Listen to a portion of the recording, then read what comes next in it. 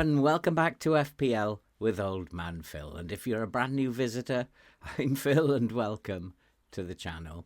And as usual, we're going to do a quick review of the game week.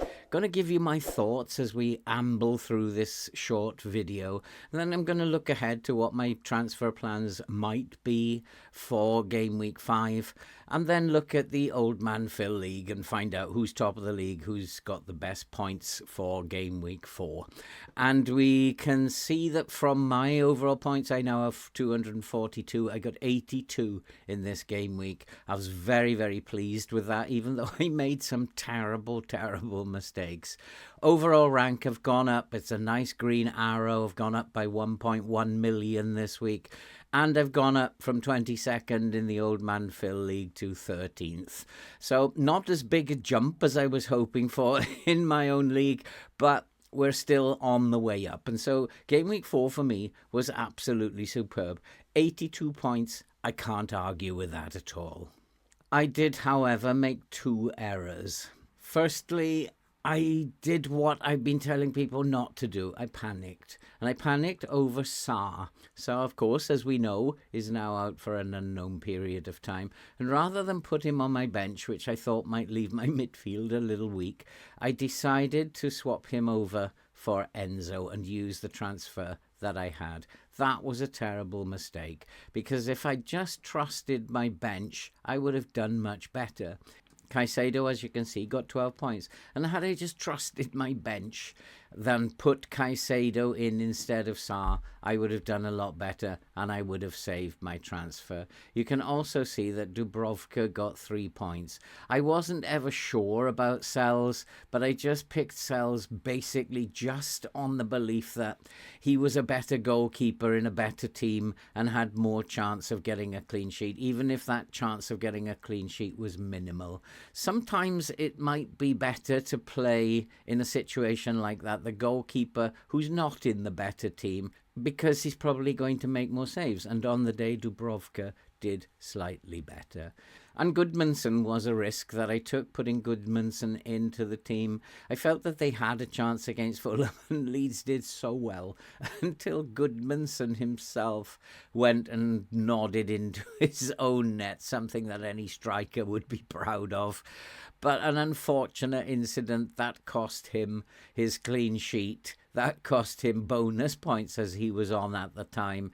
And that cost me points as well at the end of the day. But overall, 82 points is a very good week. And I'm really happy that we've gone up in the rankings. Perhaps now things are starting to change. Who knows? And so, looking through the team as it stands at the moment, Sells, as we explained, only got 1 point. I wasn't expecting him to get a clean sheet, but in hindsight, perhaps, maybe in the future, I'm going to be thinking about playing the goalkeeper who's playing for a team that's not expected to win, because the save points might be more valuable. Senesi did get me a defensive contribution, taking him to 3 points rather than the 1 he would have got for Bournemouth. And then Van der Ven coming in with 14 points, having scored for Tottenham. That was a good return for him. Richards, I always suspected that Palace might be good for a clean sheet, and that's exactly what Richards provided. And then we talked about Goodmanson, and that was a bit unfortunately he came in with 0 points. But you've always got to expect that something untoward might happen within your defence. Overall, I was happy with the amount of points, 17, 23, 24 points from my defenders. Quite happy with that at the end of the day. Then Mo Salah got 18 points. He was my captain. He got 9, doubled up to 18. The last minute penalty, I thought Burnley were very, very unlucky. And luckily for me, in terms of FPL, Liverpool came out just about on top, and Salah got the goal that mattered. Semenyo has always been a good pick. I've had him in my team since game week 2. He's the man in form, as I said in my last video, and people should be thinking about having Semenyo in their team. He's getting returns at the moment. Whether or not that will continue for much longer, who knows? Could it be too late, though? I always remember someone telling me never to jump on a bandwagon, because by the time you jump on it, it's over. And then Reindeers. Reindeers blanked again, and he hasn't really performed since game week 1, where he astonished everybody, and then everybody brought him into the team. His price went up. Now, he's in my team basically as a bench player. He always was. I could never be sure whether he was going to start week after week. This is the pep rotation that we all know about. He did blank again, and am I going to keep him in my team? Of course. He's in as a bench player, and probably that's where in most game weeks I'm going to use him. But in this game week I decided to play him. He blanked. He is a good asset at the moment, and he's starting. He's the only player for Manchester City, I believe, who has played 90 minutes in every game. And he will return. I have no doubt that he will get returns. He's not going to be a Salah of previous years, but he's a really sound box-to-box midfielder. And at his price, you've got to be thinking that he belongs in the team. And I'm perfectly happy with the midfield that I've got at the moment. Enzo, as we talked about, I brought him in. He only got 4 points, did get me defensive contributions. But had I played Caicedo, I would have been a lot better off, and I would have saved a transfer. João Pedro, he's still getting returns. How long this will last, I don't know. Chelsea's fixtures are still good as we go into the next 5 game weeks. And I think he's a really good asset at the moment. He might be someone worth considering getting rid of later. As we go into fixture swings in game week 7, it might be that João Pedro becomes a casualty. I don't know yet. It's a good price. He's getting returns. And why would you want to get rid of someone who's getting returns? Doesn't make sense. And then Haaland. Haaland is Haaland. Loves playing against Manchester United. In hindsight, I wish I'd made him captain. I didn't, because Salah had the easier looking fixture on paper. But Manchester City, being Manchester City, breezed past Manchester United, unfortunately. Haaland's 2 goals got me a return of 13 points. A total of 82. I'm quite happy with that. It's a big improvement on what I've done before. And on the bench, Wood didn't perform very well. He's not really performing very well at all at the moment. I'm thinking that as we move towards game week 7, that Wood will be the first casualty to go to get Gyökeres in. He's the only one from Arsenal at the moment that I would consider getting in, with possibly an Arsenal defender. Caicedo will probably play next week, but probably will blank, chasing points again. He probably will blank. And then Udogie's been a little bit of an error. He hasn't started since his return. He just keeps coming on for 30 minutes, picking up 1 point. But he is a good player, and I suspect that as the season moves on, Udogie's going to start getting more and more minutes, more and more starts. And so I'm just perfectly happy to have him on the bench at the moment. At 4.4, I think he is now. He's not using up vast amounts of money to sit on the bench, and I think he will start to get starts in the coming game weeks. So overall, I'm very, very happy. So let's turn to what my plans might be for next week. And so looking at my plans for next week, I don't have any plans in terms of transfers. I'm going to keep the same squad, and I'm going to have Sells in goal, Van de Ven, Brighton away, Richards, West Ham away, and Goodmanson, Wolves away. Now, I know all of my defenders are playing away. I'm not expecting great returns from them, but who knows, one of them might get a clean sheet. Goodmanson in particular, I'm hopeful that he will provide some sort of returns, maybe a clean sheet. They're playing against Wolves, who are not playing very well at the moment. I think in these games, Goodmanson has every chance of a return, and so he comes into the team. Caicedo will come into the team. I'm not expecting anything from him this week. He's not going to do it week after week. He might get me defensive contribution points though, and possibly a return of 5. That's pretty much all I'm hoping from Caicedo. Mo Salah will be my captain at home to Everton, although it's going to be a very tough game for Liverpool, and Everton are playing quite well. I think that he's the obvious choice for me for captain for this week, and I'm going to go with the obvious. I'm not going to be taking risks at this point in time. Semenyo then with Newcastle at home, and Enzo will come in Manchester United away. I've got 2 Chelsea players in that midfield. Manchester United are a team that look down and out at the moment. I think Chelsea will dominate that game, even though it's at Old Trafford. And I would expect some sort of return from Enzo in that game.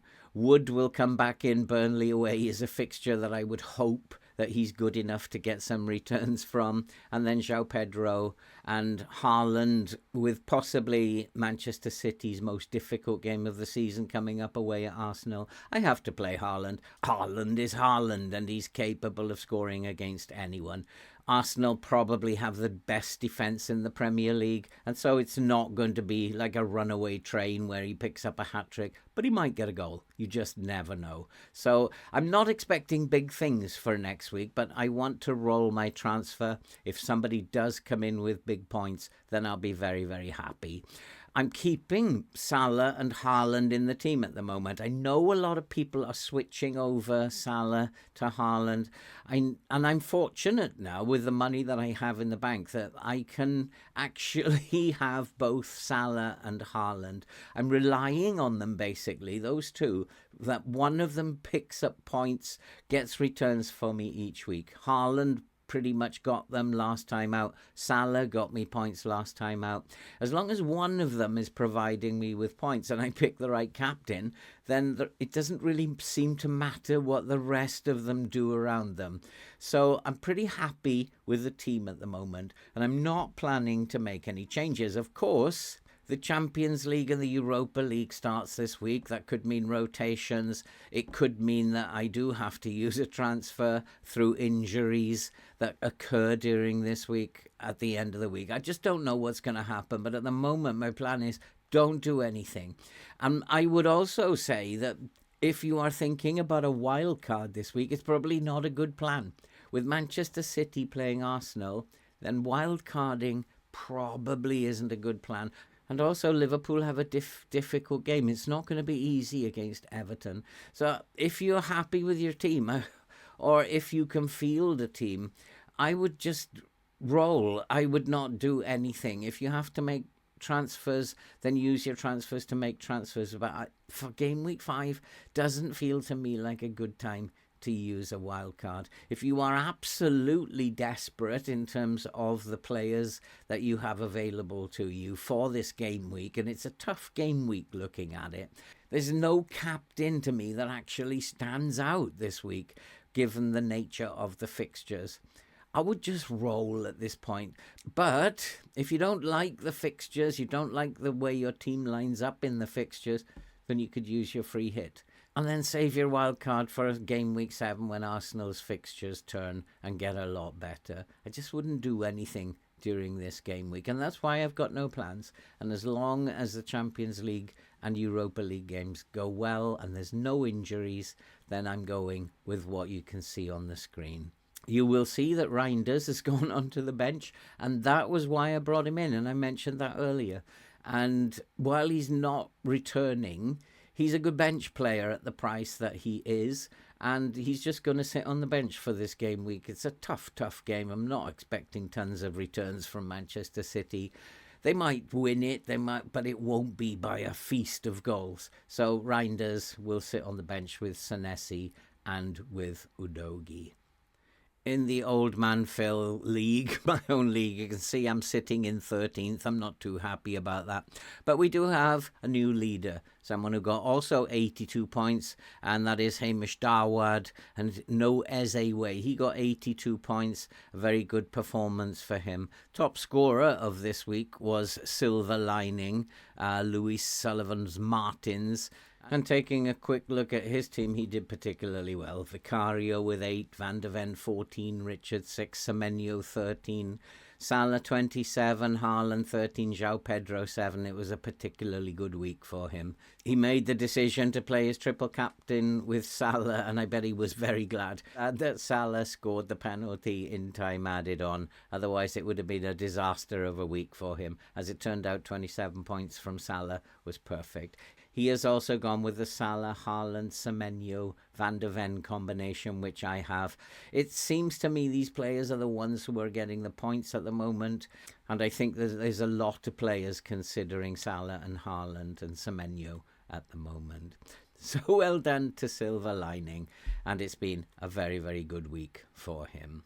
And so that's it for this very short video today, and we will be back later in the week, possibly on Friday, where we'll look at what possible things that people could do for game week 5 and what my plans are. And I'm pretty sure that providing there's no injuries, my plans will remain the same as they are today. But we'll have to see what happens in the European games this week. And that's it for now. Thanks for watching. Stay safe. Take care. Don't forget to do all that good stuff that you can see on the screen. Help us to get to 10,000 subscribers.